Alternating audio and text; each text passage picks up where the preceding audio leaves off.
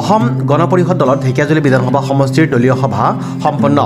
উল্লেখযোগ্য যে আগন্তুক লোকসভা নিৰ্বাচনৰ পূৰ্বে আঞ্চলিক দল অসম গণ পৰিষদৰ ভেটি অধিক শক্তিশালী কৰাৰ উদ্দেশ্যে পৰিষদৰ কেন্দ্ৰীয় সমিতিৰ নিৰ্দেশ মৰ্মে ঢেকিয়াজুলিৰ ট্ৰাক ব্যৱসায় সন্থা ভৱনত আজি ২৬ ফেব্ৰুৱাৰীত দলীয় সভাখন অনুষ্ঠিত হয়।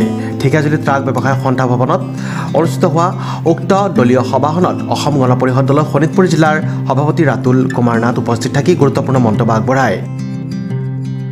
সভাখনত অসম গণ পৰিষদ দলৰ শোণিতপুৰ জিলাৰ সভাপতি ৰাতুল কুমাৰ নাথৰ লগতে জিলাৰ কেইবাগৰাকী জ্যেষ্ঠ নেতা উপস্থিত থাকে।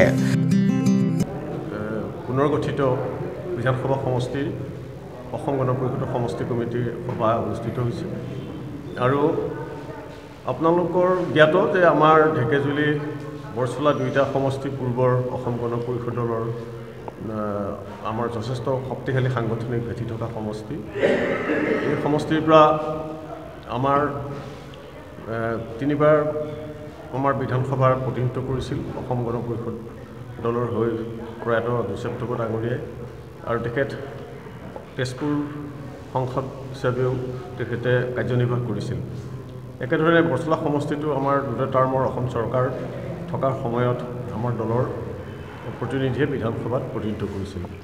গতিকে আমি মিত্ৰতাত এই দল এই সমষ্টি দুটা মিত্ৰ দলক বিজেপিক দিয়া হৈছিল আৰু আমি সকলোৱে মিত্ৰজোঁটৰ প্ৰাৰ্থীৰ হৈ আমি কাম কৰিছিলোঁ আৰু এতিয়াও আমি মিত্ৰজোঁটৰ চৰকাৰৰ লগত থাকি আমাৰ দলৰ সাংগঠনিক স্থিতি আৰু অধিক শক্তিশালী কৰিবৰ কাৰণে আমি প্ৰচেষ্টা লৈছোঁ আৰু আমাৰ দলীয় কৰ্মীসকল আমি একেলগ হৈছোঁ। গতিকে আমি আশা ৰাখিম যে আমি মিত্ৰজোঁট চৰকাৰৰ মাজত থাকি আমাৰ দলৰ সাংগঠনিক ভেটি পূৰ্বতকৈ অধিক শক্তিশালী কৰাৰ কাৰণে আমাৰ এই যি প্ৰচেষ্টা ইয়াত আমি যথেষ্ট ফলপ্ৰসূ হৈছোঁ আৰু ৰাইজৰ সহযোগিতা আমি পাইছোঁ। গতিকে মই এই সুযোগতে আপোনালোকক জনোৱাৰ লগতে আজিৰ সমষ্টি কমিটিত আহি আমাৰ উপস্থিত থকা কেন্দ্ৰীয় অবজাৰ্ভাৰ জয়ন্তী নৰহ ডাঙৰীয়া আৰু আমাৰ যিসকল জ্যেষ্ঠ দায়িত্বত থকা দলৰ আৰু আন সকলো সতীৰ্থক মই ধন্যবাদ জ্ঞাপন কৰিছোঁ। ঢেকিয়াজুলিৰ পৰা Prashanta Baishya report, news express, Assam.